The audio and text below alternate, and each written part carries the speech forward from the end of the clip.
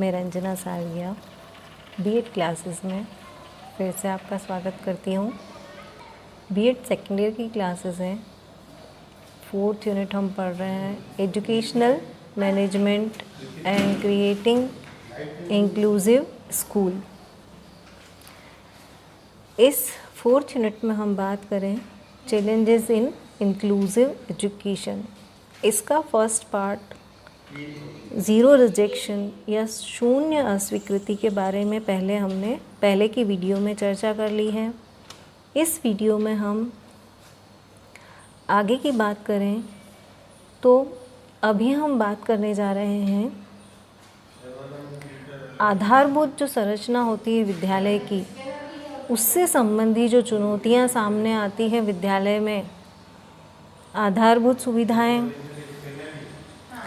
जैसे भौतिक संसाधन संबंधी जो चुनौतियां हैं, मानव संसाधन संबंधी जो चुनौतियां हैं, उससे संबंधित जो सारी चुनौतियां हैं उनके बारे में आज हम विस्तार से चर्चा इस वीडियो में करेंगे। इस प्रकार की जो चुनौतियां हैं वह हम देखें तो सबसे पहले भौतिक संसाधन संबंधी चुनौतियां। विद्यालय में जो भौतिक संसाधन होते हैं या प्राप्त भौतिक संसाधन होते हैं वह इन वंचित जो समावेशी शिक्षा में बात कही गई है कि सभी प्रकार के बालकों के लिए शिक्षा के जो साधन हैं, संसाधन है, व्यवस्था है, वह समान प्रकार की होनी चाहिए। तो जो भौतिक संसाधन जो उपलब्ध होते हैं विद्यालयों में, चाहे वह कॉन्सेप्ट इंक्लूसिव स्कूल का आ गया है, लेकिन जो इंक्लूसिव स्कूल्स में जो सुविधाएं सरकार द्वारा की जानी चाहिए या प्रदान की जानी चाहिए वह उस मात्रा में उपलब्ध विद्यालयों में नहीं करवाई जाती हैं। ऐसे भी बहुत सारे विद्यालय हैं जिनमें उचित भवन की व्यवस्था, कक्षा कक्ष की व्यवस्था, खेल के मैदान या उन वैसे बालकों के लिए जो आवश्यक उपकरण हैं उनकी व्यवस्था आदि नहीं हो पाते हैं। इंक्लूसिव स्कूल में जो भौतिक संसाधनों में भी व्यवस्था जो नियम बनाए गए हैं, जैसे बालकों के लिए रेलिंग की व्यवस्था होनी चाहिए, प्रवेश द्वार के सामने एक आदमकद शीशा होना चाहिए बालकों के लिए, सफाई की व्यवस्था, शौचालय की व्यवस्था अलग अलग होनी चाहिए बालक बालिकाओं के लिए। तो यह जो तमाम सुविधाएं हैं प्राप्त जो होनी चाहिए बालकों को, वह उस प्रकार से नहीं अभी तक प्राप्त हो पा रही है। तो यह सबसे बड़ी बाधा है। उसके बाद सामुदायिक सहयोग संबंधी चुनौतियां जो आती हैं। समुदाय में जो व्यक्ति रहते हैं, हमारे आसपास का जो समुदाय है, उन पर जो विद्यालय प्रबंधन समिति भी इसी समुदाय का एक हिस्सा होती है। उसमें शिक्षक भी होते हैं, आसपास का समाज भी होता है। तो वह जो विद्यालय की व्यवस्था है जिन पर उनका दायित्व होता है, वह बालक और बालिकाओं के प्रति ऐसा भाव ही नहीं ला पाते कि उन्हें किसी प्रकार की असुविधा हो रही होगी या कुछ सहयोग की अपेक्षा कर रहे होंगे। जैसी व्यवस्थाएं चली आ रही है उसी को आगे बढ़ाने का प्रयास सभी के द्वारा किया जाता है। तो यह उन अपवंचित बालकों या पिछड़े वर्ग के बालकों या जो जिनकी बात हम कर रहे हैं समावेशी शिक्षा में, उन बालकों के लिए बहुत बड़ी चुनौती के रूप में सामने आता है कि उन्हें उस प्रकार के संसाधन या सहयोग प्राप्त नहीं हो पाता है। उसके पश्चात अभिभावक सहयोग की अपेक्षा रखते हैं, विद्यालय भी रखता है, वह बालक भी रखता है और शिक्षक भी रखते हैं। शिक्षक यदि विद्यालय में अपना प्रयास बहुत अच्छा करता है उस बालक के साथ, तो वह यह भी चाहता है कि वैसा ही व्यवहार या वैसा ही प्रयास उसके अभिभावक द्वारा भी किया जाए, वैसा ही माहौल उसे घर में भी मिले, ताकि वह बहुत अच्छी तरह से सीख पाए या अपने आप को सामान्य जो वातावरण है या सामान्य समाज जो है उसके साथ अपने को खड़ा रखने का प्रयास वह कर सके। तो जहाँ अभिभावकों का सहयोग बालकों को नहीं मिल पाता है तो यह उनके सामने चुनौती का रूप ले लेता है। उसके पश्चात दार्शनिक विचारों संबंधी बाधाएं। जैसा कि बात करें शिक्षा दर्शन, दर्शन पर आधारित है। अपने विचार व्यक्त करना, उस बालक के प्रति ऐसी भावनाएं रखना, ऐसा दृष्टिकोण रखना जो समावेशी जो शब्द है उसकी सार्थकता हम ला सकें। समावेशी शिक्षा या समावेशन, यह जो शब्द प्रयुक्त किया गया, यह इस शिक्षण प्रक्रिया में इस शब्द को लाने का प्रयास किया गया, तो यह प्रयास जो है हमारा वह उस रिज़ल्ट तक पहुँचे जिसे सोचकर यह लागू किया गया। तो यह जो दर्शन है वह शिक्षकों को, प्रधानाध्यापकों को, अभिभावकों को, सभी को समझने का प्रयास करना चाहिए कि यह जो दर्शन लाया गया है शिक्षा प्रक्रिया में, शिक्षण अधिगम प्रक्रिया में, तो उसके जो रिजल्ट्स हैं वो हम बेहतर दे पाएँ। समावेशी विद्यालय को उस तरह से हम दिखा पाएँ कि यदि हमने ये समावेशी विद्यालय का निर्माण किया है तो इसके जो रिजल्ट्स आए हैं वह बहुत ही बेहतर आए हैं। वहाँ जो अगर अपवंचित बालक या अक्षम बालक अगर शिक्षा प्राप्त करने के लिए प्रवेश लेता है तो उसे हम एक सामान्य बालक के साथ खड़ा रखने का प्रयास करें और वह सामान्य बालक के अनुसार अपनी शिक्षण अधिगम प्रक्रिया पूर्ण करे और उसी के साथ ही उसे वह सारे क्षेत्र, वह सारे अवसर उपलब्ध हो पाएँ। इस प्रकार का प्रयोग, इस प्रकार का दर्शन या इस प्रकार के विचार यदि सभी लोग समझ पाएंगे तो यह जो प्रोसेस है, समावेशी विद्यालय की जो अवधारणा है, कॉन्सेप्ट है, यह जो लागू किया गया है, इसे हम निश्चित तौर पर एक परिणाम की ओर ले जा सकेंगे।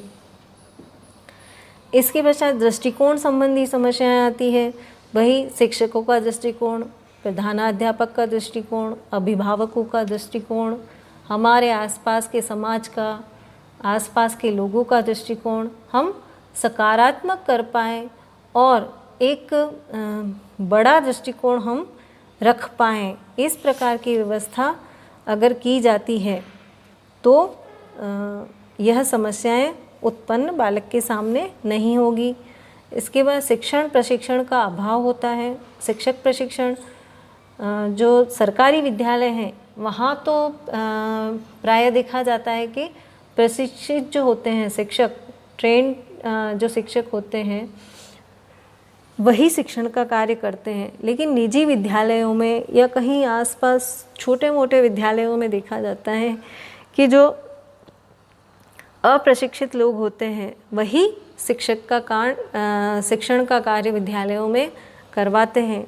तो वह जो प्रशिक्षण का अभाव होता है शिक्षकों में, वह उन बालकों के प्रति वैसा व्यवहार नहीं कर पाते हैं। वे शिक्षक, अप्रशिक्षित शिक्षक जो होते हैं वह ऐसा व्यवहार या ऐसी प्रक्रिया कार्य में नहीं ले पाते हैं जैसी उन्हें करनी चाहिए। क्योंकि प्रशिक्षण के दौरान शिक्षकों को यह सिखाया जाता है कि सभी प्रकार के जो बालक हैं उनके साथ कैसा व्यवहार करें, कैसी प्रक्रिया निर्धारित करें, प्रक्रिया निर्धारण करना उन्हें सिखाया जाता है, किस प्रकार की शिक्षण अधिगम सामग्री का प्रयोग करें, किस प्रकार से नवाचार द्वारा, शोध द्वारा या मनोवैज्ञानिक विधियों द्वारा शिक्षण करवाए। तो यह सब प्रशिक्षण का एक पार्ट होता है जिसमें शिक्षक सभी प्रकार की क्रियाएं सीखता है। तो जो अप्रशिक्षित शिक्षक होते हैं वह इस प्रयास में थोड़े से कमतर नज़र आते हैं और यह जो अभाव होता है वह उन बालकों को बहुत अत्यधिक प्रभावित करता है। इसके पश्चात शिक्षण अधिगम सामग्री का अभाव होता है। विद्यालयों में ऐसे संसाधन उपलब्ध नहीं होते हैं या इतनी राशि उपलब्ध नहीं करवाई जाती है, बजट नहीं आता इतना कि हर शिक्षक अपने लिए अलग से TLM का निर्माण करे या TLM खरीद पाए। टीचिंग लर्निंग मटेरियल या शिक्षण अधिगम सामग्री जिसे हम कहते हैं वह विद्यालयों में नहीं प्राप्त हो पाती हैं। तो इसके अभाव में भी शिक्षण अधिगम प्रक्रिया है वह उस तरह से सुचारू रूप से नहीं चल पाती है। फिर नवाचारों के ज्ञान का अभाव, कि किस प्रकार से नवाचार किए जा सकते हैं बालकों के साथ। हर साल नए बालक हमारे पास आते हैं विद्यालय में शिक्षकों के पास, तो हमेशा कुछ नया करने का जो प्रयास होता है। बालकों की, सभी बालकों की रुचि अलग तरह की होती है, सभी बालकों की बुद्धि लब्धि अलग प्रकार की होती है, उनके सीखने का तरीका अलग होता है। तो उन्हीं की क्रिएटिविटी को देखकर या उन्हीं की सृजनात्मक क्षमता को देखकर, उन्हीं की बुद्धि को देखकर, उन्हीं के ज्ञान को देखकर ऐसे नवाचार क्रिएट किए जाएं तो वह हमारे लिए सार्थक, एक शिक्षक के लिए शिक्षक होना सार्थक हो जाता है। तो इन नवाचारों के ज्ञान का अभाव यदि शिक्षकों में होता है तो वह सबसे बड़ी चुनौती है। फिर वित्तीय बाधाएं, यही इन सब प्रयासों के लिए धन की आवश्यकता होती है। धन के बिना किसी भी प्रकार का कार्य करना शिक्षक के लिए, प्रधानाध्यापक के लिए संभव नहीं हो पाता है। तो यह भी एक बड़ी बाधा के रूप में सामने आती है। इसके पश्चात पूर्वाग्रहों का प्रभाव होता है शिक्षकों पर, प्रधानाध्यापक पर, अभिभावकों पर। वह जो पूर्व में देखा जाता है, प्रायः हमारे साथ ऐसा ही होता है या पहले ऐसा ही हुआ हमारे साथ, तो हम आगे प्रयास करना बंद कर दें। यह होते हैं पूर्वाग्रह।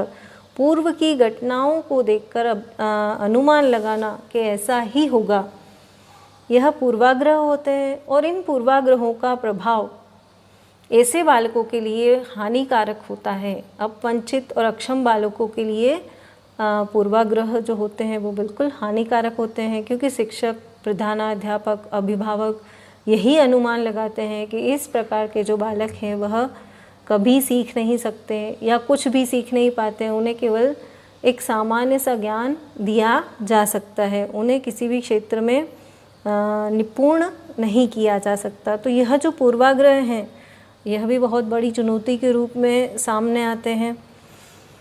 फिर शिक्षण अधिगम प्रक्रिया संबंधी बाधाएं। शिक्षण अधिगम प्रक्रिया में सभी प्रकार की चीज़ें आती हैं। शिक्षण अधिगम, साथ में पाठ्यक्रम, शिक्षण विधियाँ, मेथड्स, अधिगम सामग्री, यह जो सभी चीज़ों को मिलाकर जो प्रयास हैं उन सभी को मिलाकर शिक्षण अधिगम प्रक्रिया बनती है। और शिक्षण अधिगम प्रक्रिया को सुचारू बनाने का कार्य, रुचिपूर्ण बनाने का कार्य एक शिक्षक का होता है। वह उसे प्रभावी रूप से यदि संपन्न नहीं करवा पाते हैं तो बालकों का अधिगम स्तर निम्न ही रहता है, उसकी गुणवत्ता को बढ़ाया नहीं जा सकता है और बालक अपना शैक्षिक विकास नहीं कर पाता है।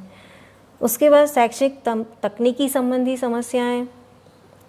शैक्षिक तकनीकी उपलब्ध तो है, अभी हम तकनीकी युग में जीवन यापन कर रहे हैं,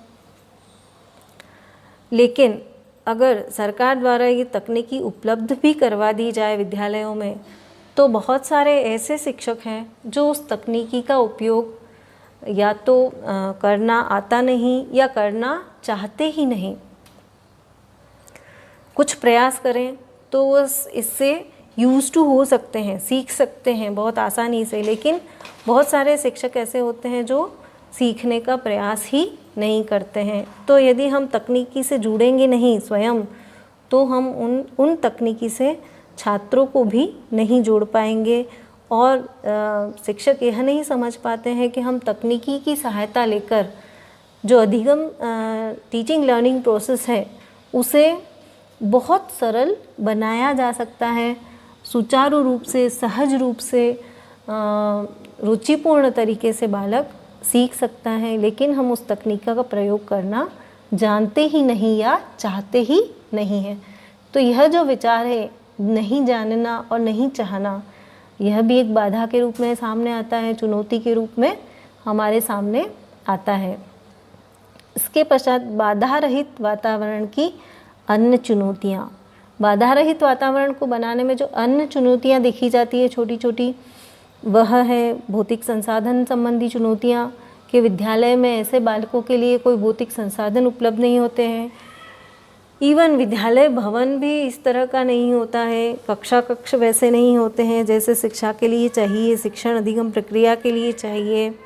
फिर यदि कोई विकलांग बालक विद्यालय में आता है तो उसके लिए चढ़ने के लिए रेलिंग की व्यवस्था, या बहुत अक्षम बालक है तो उसके लिए व्हील चेयर की व्यवस्था। इसके पश्चात कुछ दृष्टिबाधित बालक होते हैं जिनकी आँख टेढ़ी होती है या एक आँख से कम दिखाई देता है। इस प्रकार के जो बालक होते हैं उनके लिए जो टीचिंग लर्निंग मटेरियल है वैसा नहीं प्राप्त हो पाता है।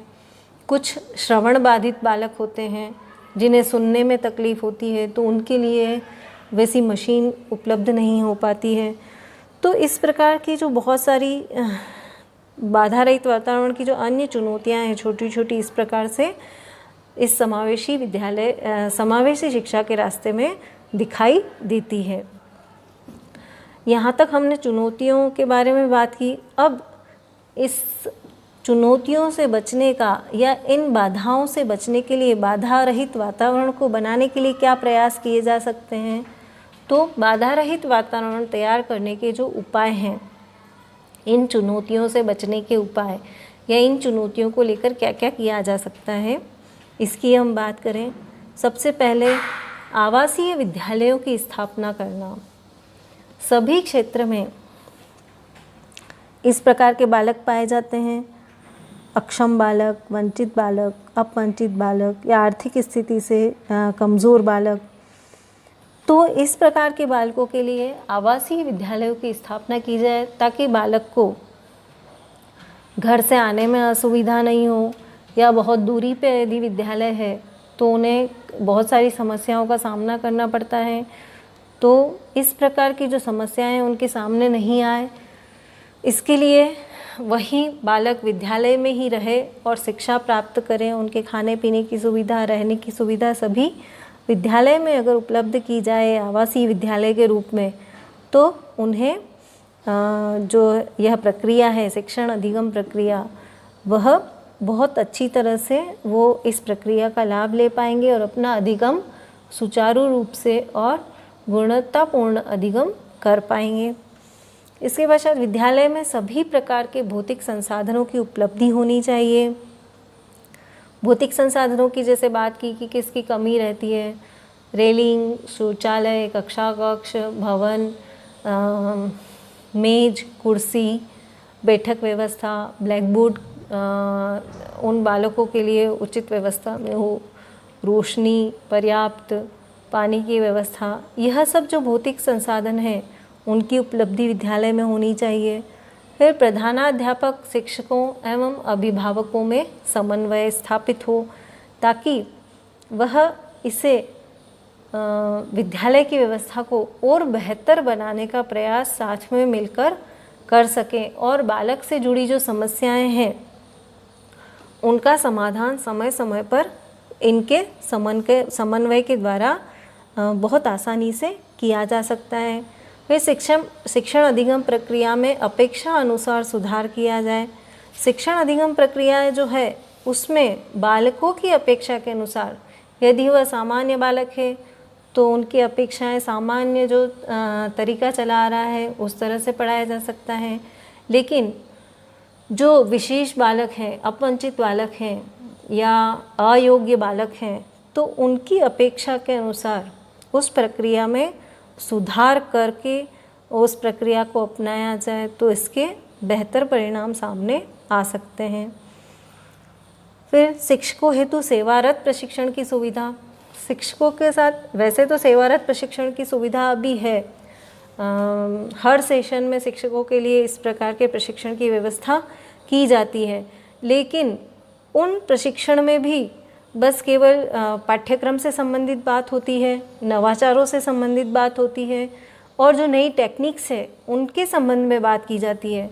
लेकिन समावेशी शिक्षा का जो लक्ष्य है कि जो अपवंचित बालक है या सभी तरह के बालकों को समान शिक्षा या एक जगह बिठाकर जो शिक्षा देने का प्रयास करने का हमारा जो लक्ष्य है समावेशी शिक्षा के अंतर्गत, वह लक्ष्य हम इस सेवारत प्रशिक्षण में भूल जाते हैं।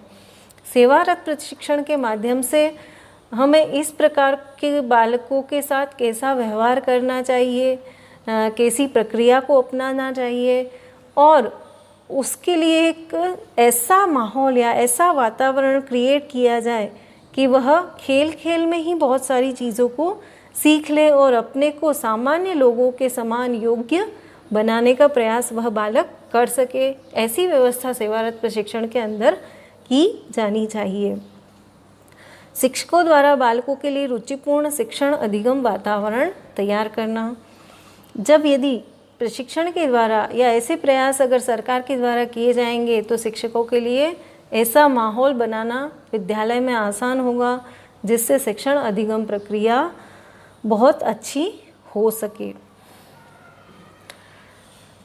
हमने जो बाधा रहित वातावरण, जो विद्यालय में समावेशी शिक्षा के विषय में जो बाधा रहित वातावरण होना चाहिए, बाधाएं क्या क्या है उसमें और उन बाधाओं को दूर करने के लिए क्या क्या उपाय किए जाने चाहिए, उनके बारे में आज के वीडियो में चर्चा की। Thank you for hearing this.